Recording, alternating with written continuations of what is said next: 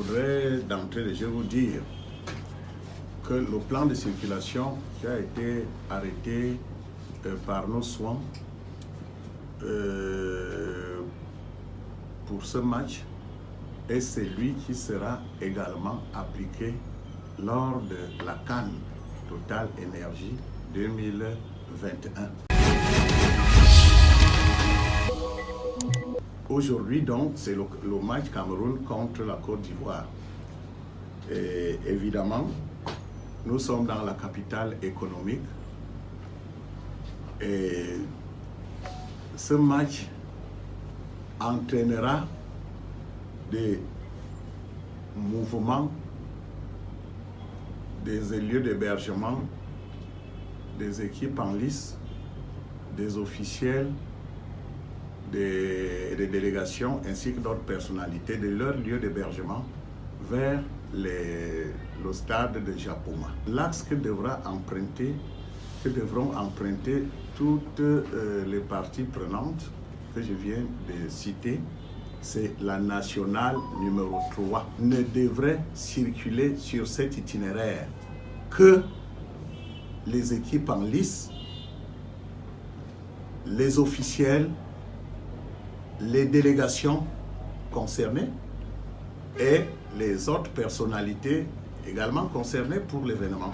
Il est appliqué, devrait être appliqué 2 heures de temps avant le début de la rencontre. C'est-à-dire, comme le match commence à 20 h, à partir de 18 h, disais-je, plus personne sur cet itinéraire. 2 heures de temps avant. Le match commence à 20 h et à partir de 18 h, plus personne en dehors de celle-là sur cet itinéraire. Il est question de concilier l'impérieuse nécessité de déplacements sécurisés des parties prenantes et la poursuite des activités économiques, l'un ne devant pas arrêter l'autre. Dès que le match a commencé, on libère la circulation.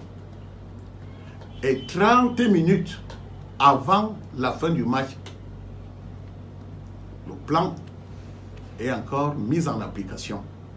On nettoie également l'itinéraire jusqu'à ce que les équipes, les officiels, les parties prenantes, les différentes parties regagnent leur lieu d'hébergement. Des points de traversée ont été prévus. Des points de traversée. Et il y en a 5. Le premier point de traversée, c'est le carrefour Marché des Fleurs. C'est le premier point de traversée. C'est-à-dire que les populations peuvent partir de Bonanjo pour Bonapriso et vice-versa. Le deuxième point de traversée, c'est l'échangeur Nelson Mandela. Pendant que les cortèges passent, les populations peuvent aller d'un côté de la ville à l'autre. Donc, il n'y a aucune gêne, il n'y a aucun problème. Donc, deuxième point de traversée, échangeur Nelson Mandela. Le troisième point de traversée, ce sont les différents carrefours. Il y a le carrefour des Billes. Il y a le carrefour des Billes, il y a le carrefour Marché Ndokpasi.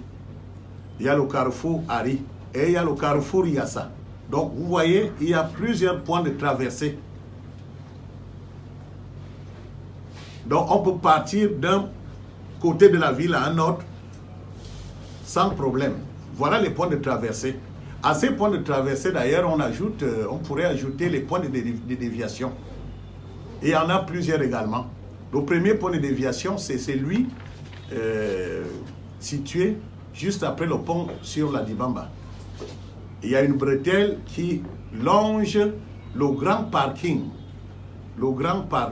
du stade de Japoma.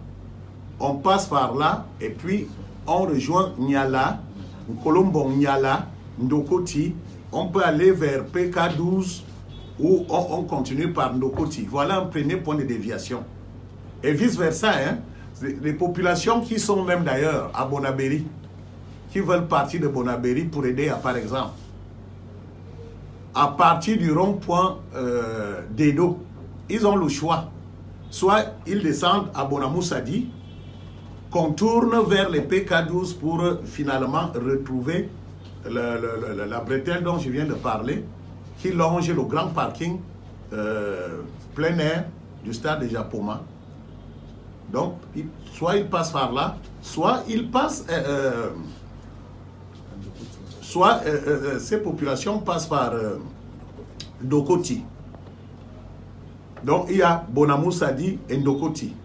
Pour les populations des arrondissements de Douala 1er, 2e et 3e, elles peuvent passer par le tunnel Ndokoti. Ou Ndokoti, tunnel de Logwaba, autant pour moi, tunnel de Logwaba et puis Ndokoti. Et rallier toujours le même point du carrefour Colombon. Il y a la carrefour Colombon.